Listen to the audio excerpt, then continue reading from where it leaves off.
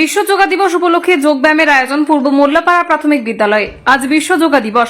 নবদ্বীপ চক্রের পূর্ব মোল্লাপাড়া প্রাথমিক বিদ্যালয়ের উদ্যোগে এই দিন শুক্রবার সকাল 8টা নাগাদ বিদ্যালয়ের ছাত্রছাত্রীদের মধ্যে যোগব্যায়ামের গুরুত্ব সম্পর্কে বিশদভাবে ব্যাখ্যা করেন বিদ্যালয়ের প্রধান শিক্ষক হিরণ শেখ। প্রাথমিক বিদ্যালয় থেকে ছোট ছোট শিশুদের মধ্যে যোগব্যায়াম তাদের শরীরকে কিভাবে সুস্থ ও সতেজ রাখে এবং রোগ ব্যাধি থেকে দূরে রাখে সে বিষয়েও তাদের সচেতন করে তোলা হয়।